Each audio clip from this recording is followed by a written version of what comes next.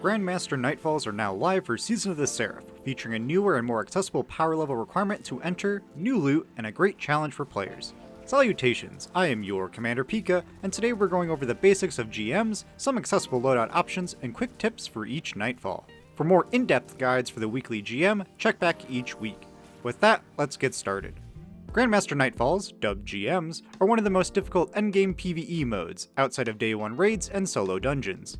While in GMs, you are power capped to at least 25 under, meaning the difficulty and lethality of the activity is set no matter how high you grind your power. New this season, they lowered the recommended power to enter to 1580, with the highest power that affects your Guardian being 1595.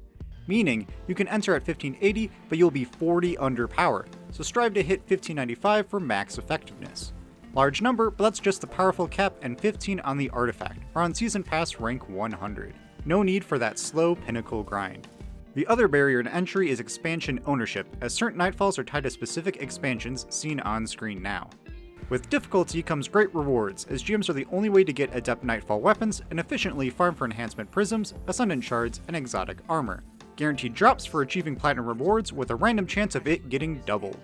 Besides the power cap, GMs feature more champions that recover from stuns quicker, neutral modifiers like no radar, more enemy grenades, more tankier targets, etc., and a revive mechanic like raids.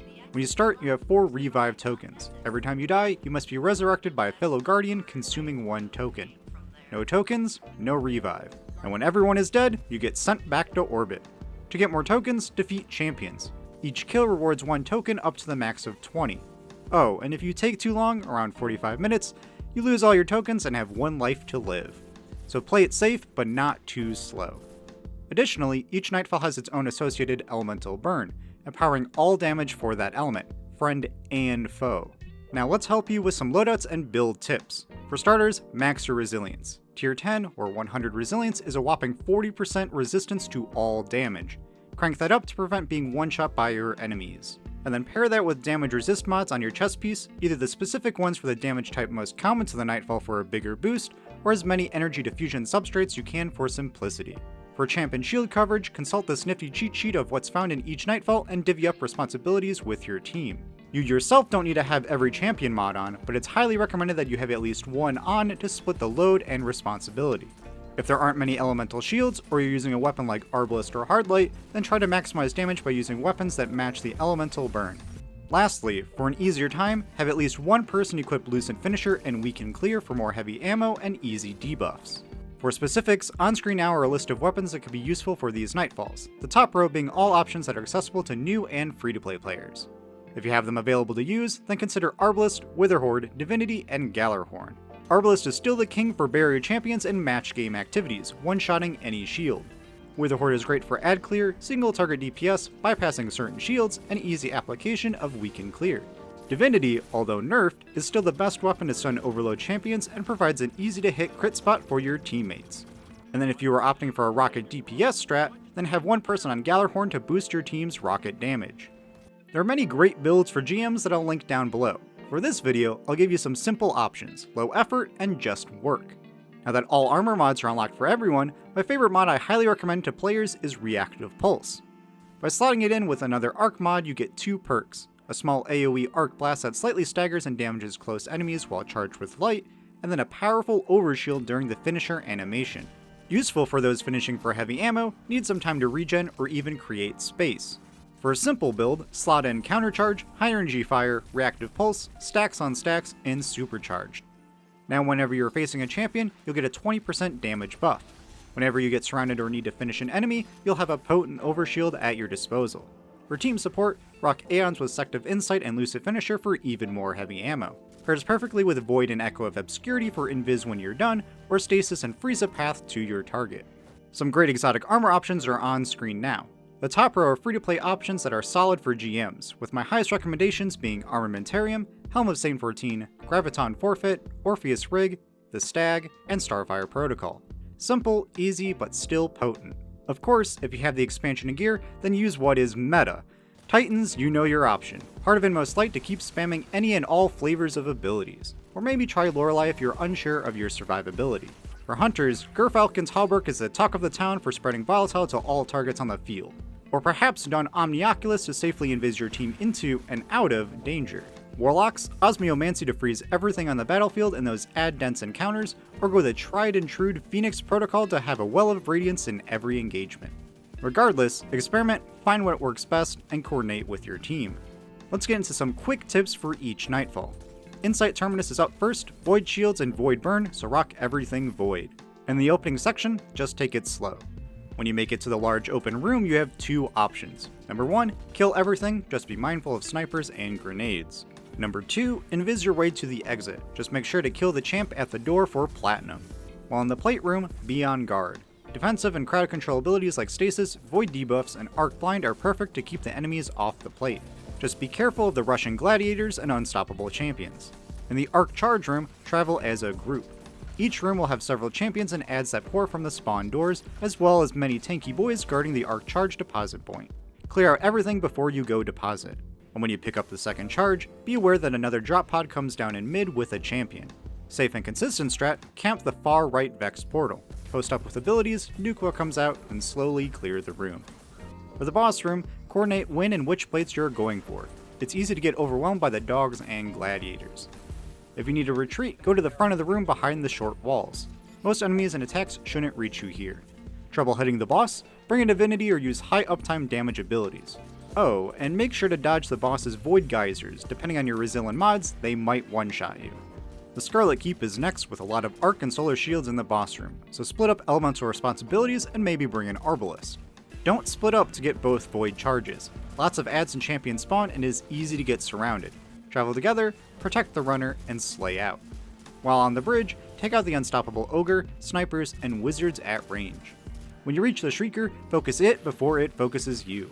And while jumping up, kill the Wizard so he doesn't teleport behind you. For the plate room, same thing, stick together. Capture the middle one first, focus the Wizard and then the wave of Thrall and Champion that spawns further down mid.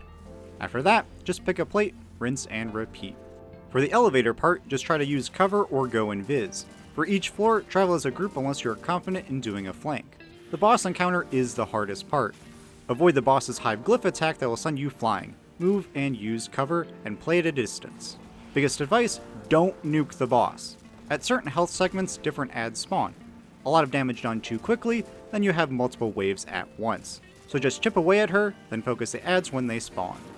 If you need a sec for your abilities or ammo, keep one add alive while she is immune. The final hurdle is her last immune phase where she summons 2 unstoppable ogres. Focus and delete one immediately to give you more breathing room. Play smart with your team and communicate. After that, just focus DPS. Birthplace of the Vial, all void, so rock the color purple. In the opening, let the adds come to you. Just throw whatever CC abilities you have. When you get to the mini-boss guarding the door, take cover or play range to take out those pesky snipers and unstoppable. For the plate encounter, you don't need to stand on it the whole time. Trigger it, retreat, kill all the adds, then capture the plate. When you make your way outside, throw abilities at the door to kill the initial wave of adds that rush out. Then just take your time entering that room. Once in the portals, slightly spread out and be mindful of the screams coming from everywhere. Once out, coordinate kill the unstoppable champions and pick a plate to do together. Do not split up as things can go south quickly. For an easier time, have one person on the plate and the others spread out to different vantage points to spawn kill the adds. If you get overwhelmed, just back off, clear the wave, then hop back on. Second portal, travel together. Be mindful of the Scorn coming up behind you as well as them jumping over the gaps. For the bridge encounter, play at range, throw abilities at the bottom, and try to finish the champs for ammo.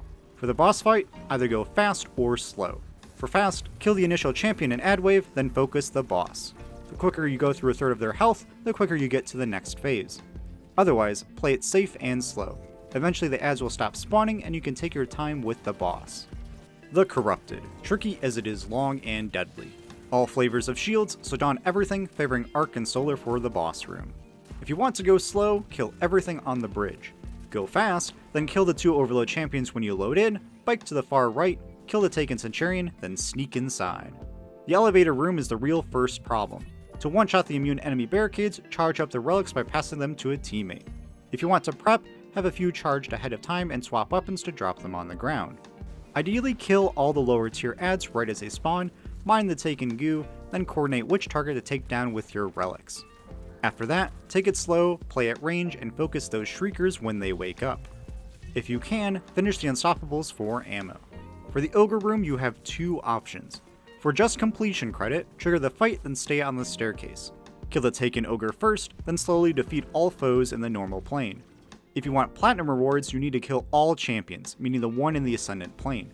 So, instead, once you start the fight, quickly make your way up the right side platforms. Be ready for adds coming up the stairs and appearing behind you after you teleport.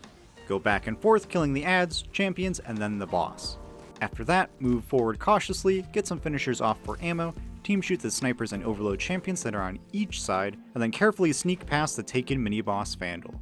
For the leap of faith, take turns. Only one person has to make it, as loading into the next area will pull the lagging guardians. For the boss, you can retreat to the closest island during the fight. What you want to do is clear all the adds. After that, grab a relic, charge it, throw it at the boss, and do not damage her. Clear the new wave of adds and get ready for damage. If you are not confident in one facing the boss, then group up on the starting platform, coordinate, then DPS. After some time and below 50% HP, she'll teleport away. Kill the new wave of adds and then make your way through the ascendant plane.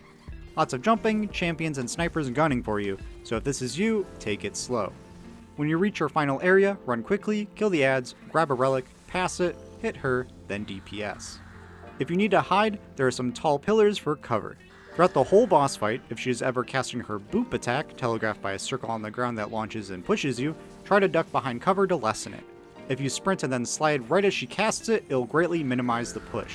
If you are confident burning the boss, you'll need some buffs, debuffs, and arc linear fusions. Everyone group up where the portal will be, have someone grab a relic, charge it, and drop it by your team for when the boss might go immune. Prep buffs and debuffs, count down, then DPS her, but do not do more than 50% of her health. She'll then teleport to the left side area closest to the portal, continue doing DPS with everything you got. If she goes immune, quickly grab and throw that relic. If you fail the one phase, that's okay, the portal should open up where you're at. If not, well, run and pray. The Glassway isn't too bad. Worst enemies are the rushing overload champs, numerous snipers, and the stasis fallen chucking Duskfield grenades. On your way to the plate encounter, just be mindful of the enemies surrounding you and the snipers guarding the exit. For the plate encounter, good news, you don't have to stand on it the whole time. For safety, just have one person stand on it and the other two hide behind cover near the entrance.